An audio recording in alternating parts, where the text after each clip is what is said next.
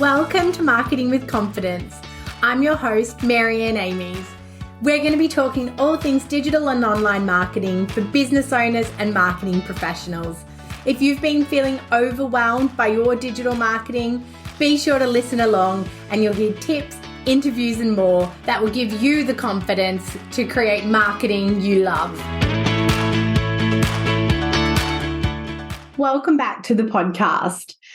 Today, I want to talk to you about the most overlooked digital marketing strategy. When we think of digital marketing, for a lot of us, we think of social media. We think about what's happening on Instagram, if we still want to use Facebook, maybe LinkedIn, TikTok, some other area that there might be new noise and conversation happening.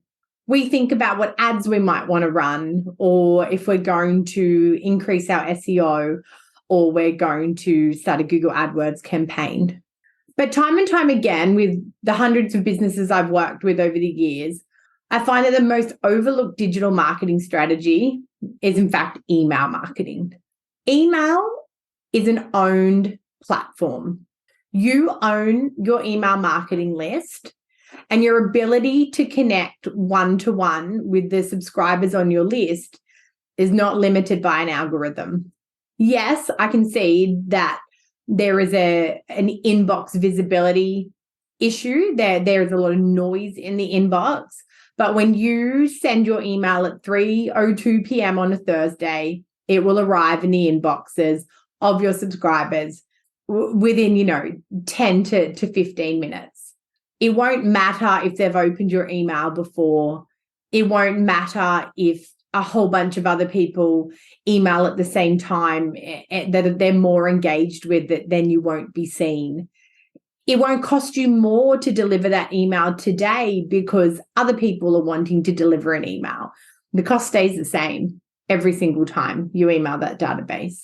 It's an owned list that you are in control of. You are in control of how it's going to look, in terms of what you're going to design in that email, the format, the content that you think your ideal client will value, as opposed to what a platform may be demanding of you to create. And it's an opportunity to nurture a real community that have opted in, more so than a social media like, more so than an engagement with an ad in a moment. These people have given you permission to have a one-to-one relationship to them. So the strengths of your email marketing strategy within your overall digital marketing strategy can't be underestimated, and it can't be overlooked. We obviously within email now have the ability to automate and have what we might call nurture series or sales series or different email funnels. And this is where we put time into designing a series of emails that will take a customer on a journey. Now, that journey might happen before they purchase. It might happen after they purchase. It might happen somewhere in between inquiry and purchase, depending on your type of business. And putting that time, effort, and sometimes money into mapping out those automations and structuring them and programming them in does mean you've got a part of your email strategy that's locked away and performing for you, that you're just going to need to check on the analytics of, tune up, look at how bits are performing, find the loopholes and continue to optimize. And then over that, you have your tactical emails. So whether that is a monthly communication, whether that is fortnightly communication, a weekly communication, whether that's campaigns around new releases and around sales, key sales times. Right now, as I record this, we're coming into Black Friday. We're in the middle of Click Frenzy. And, there's a lot of talk about that email strategy and how, emails can help you maximize those key sales events more so than social media, and without the cost fluctuations that ads are going to experience in those key retail times. So making sure that you have a real tactical strategy of your emails is critical as well. So although I'm saying the most overlooked part is your, email marketing, I think a caveat to that is growing the list. Often the list might grow organically through sales or through bookings. You record that contact with permission into your email marketing list. But we need to be always filling that email marketing list because, as I've mentioned, the value that it has for your business is huge. I have to say, working with some e-commerce brands, I'm seeing that for some lists, they can be emailed almost daily with, in those key sales periods with different messages around the key sale. And I'm seeing a consistent open rate.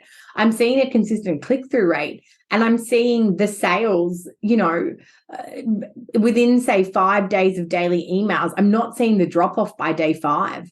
So different people are engaging with emails at different times. And in some ways, it's like social media. We often think, I shouldn't post too much. I shouldn't bombard my followers. But the truth is people consume things often when they're ready. We know it's all too easy to delete an email from our inbox because we're super busy on Tuesday. And when it comes in, we just want that clutter out of our inbox. But if that brand emails us on Wednesday and we're having a bit of a quieter afternoon when that email comes in, that might be the one that we open. So that frequency is actually not as, is more of a concern for us than it might actually be for our target market and for those that have subscribed to our list. So how do we grow subscribers? In your digital marketing strategy, you need to have a plan of what activities you're going to do in the month, in the quarter, in the 6 months ahead that's going to continue to build that list for you. So today I'm going to share with you 3 key areas you can focus on and really look to include in your strategy to grow that email marketing list. So the first area is the classic website, sign up to my newsletter, CTA or call to action. A few years ago, there was a real move away from the pop-ups, and obviously the mobile experience of pop-ups can be negatively impacted, and Google can sort of look down on you if your pop-up experience is quite negative for people, if it's too big, if they can't close it, if it pops up on every page, those things that really frustrate our customer. But when it comes to signups for the list, most pop-ups that I see across the hundreds of websites that I touch, within a month, I would say, between 1% and 3% conversion to email sign up. Now, again, for a simple, create it once and implement and ease of execution where the customer puts their email address in, it goes straight to your email management program. And, possibly you've got an automation that welcomes them and delivers them on the promise for which they signed up for. Converting 1% to 3% of traffic into email subscribers with little to no effort, to me, is a no-brainer. So what pop-ups work best? Obviously, we see a lot of 10% off in the e-com space. We have done tests and have seen that 15% off will give a little bit more of a spike. And again, it depends on your ideal client. It depends on your individual business. But, 10% does feel fairly standard. So if you want to try push that conversion rate of view to sign up, experiment with different offers. Is there depending on your average basket size, is a $10 voucher still about 10%? And, you could A/B test. Does your audience prefer a $10 voucher or do they prefer the kind of percent proposition? So playing around with those, but certainly in that e-com space, the percent off sort of call to action works really well, or also the discount, the reward of a discount for handing over your email address. And then probably in the more professional services space or consulting spaces, the freebie, the download my free ebook or, get access to my worksheet, those sorts of freebies upon entering the website, they do have quite a good conversion to handing over that email. So firstly, making sure if a pop-up feels right for you and working with your web developer to really execute it well, making it really easy to close, making it not persistent once it's closed, making sure when people sign up that it doesn't show to them again, and making sure if someone closes it, maybe giving them 5 days before it shows again. So again, it's not sort of the next thing they see the next time you visit the site. You might also want to put one in the footer, because sometimes we do close it and then we regret it later and we want that pop-up back. So, having it somewhere else on the site that's accessible, should someone decide later that they do want it, that they don't have to kind of hunt around to try and get it to pop up again. My second key strategy for growing your list is it's a paid strategy, but it's actually using social media ads. So I've seen a lot of success in this space, and I guess quite a cost-effective cost per lead scenario on growing your list through ads. So there's a few different ways that you can explore this. So sometimes simply the CTA, or the call to action of sign up to my newsletter, where I share my insights on X, or where, my newsletter where my exclusive offers drop first.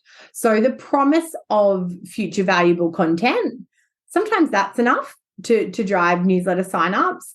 And that's pushing an ad to people that, possibly don't follow your account. And, having a really dynamic image or a dynamic video, and the call to action copy really encouraging them as the action to sign up.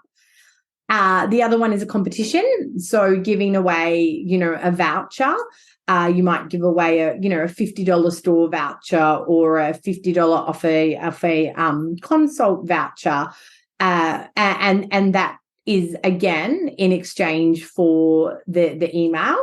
And you would connect that to your email program, so that then your email program delivers on that and delivers that voucher.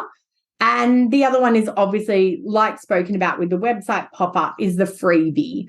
So, download my ebook, my worksheet, my recorded webinar, depending on your business and what that might look like.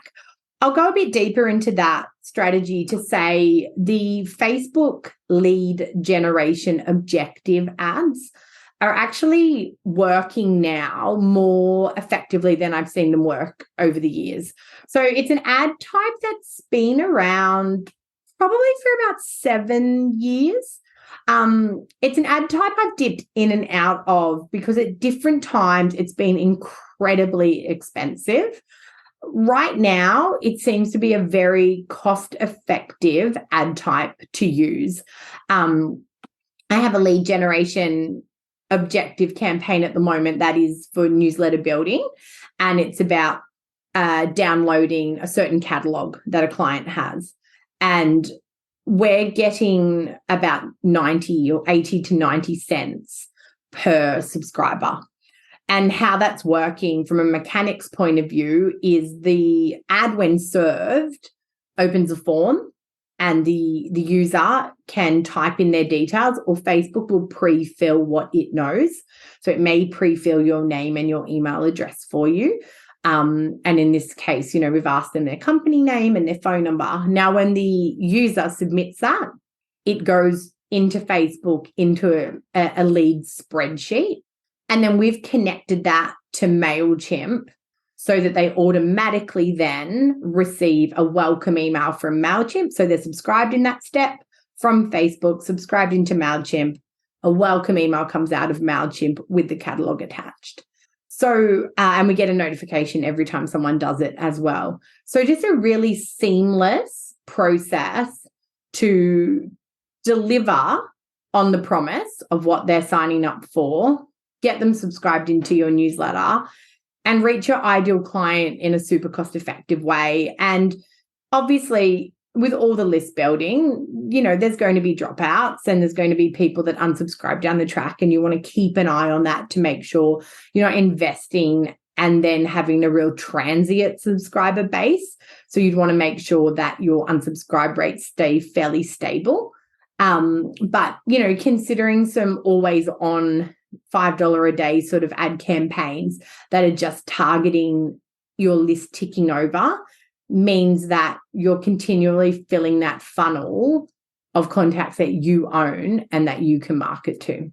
And then the third sort of way to grow your email list is to just make sure you've got sign-up links everywhere that you might be engaging. So your email signature is a great place to promote if it is a newsletter that you send out regularly. So to promote that newsletter and have a link for them to sign up. Or if there is a freebie or there is some sort of opt-in benefit, to have that in your footer as well, where you kind of call out the benefit and then you have that link where they can visit your form, sign up, and then, receive the freebie or receive the gift automatically through an automation. Remembering just in your own organic social media call outs to talk about it from time to time. We can't assume that everyone that follows us on social media, subscribes to our email, is completely dialed into everything we do. We also can't assume that they've seen all our posts because we know that that's near impossible. So, having those call outs regularly is not necessarily going to be seen by the same people all the time. But what it does mean is, more opportunity to turn followers and fans into, owned assets within your email marketing list. And again, on that, if you say on Instagram, you use something like Linktree or link in bio, making sure on that, one of your call to actions is, sign up to my newsletter. And again, sign up to my newsletter to get, if that's relevant for you, or just sign up to my newsletter with no promise, with no reward, depending on how you're structuring that within your business. So, looking for opportunity to continually have that call to action of sign up to my newsletter, because that's going to give you a longer term relationship. So I really encourage you, as you start planning your digital marketing strategy, perhaps for the new year ahead, or, a quarter or a half that's coming, is to really look at email marketing and how you are going to have email marketing underpin your broader marketing strategy month in, month out, how it's going to support your key messages, your key launches, your key objectives. And then within that, what activities are you doing week in and week out to consistently grow your email marketing list? I hope you've found this podcast really helpful. I'd love you to reach out to me on social media. You can find me on Instagram and on LinkedIn as Marianne Amies. I'd love to hear your thoughts on growing your email marketing list and your experience with using email marketing in your broader digital marketing strategy. Hey, thanks for listening to another episode. If you don't want to miss one, make sure you subscribe to the show in your podcast app. And if you love it, be sure to share it with friends and colleagues who you think could benefit from increasing their digital marketing confidence. Want more? Head to marianneamies.com to find out how you can work with me directly, to reach out to have me speak at your event, or to grab yourself some free resources.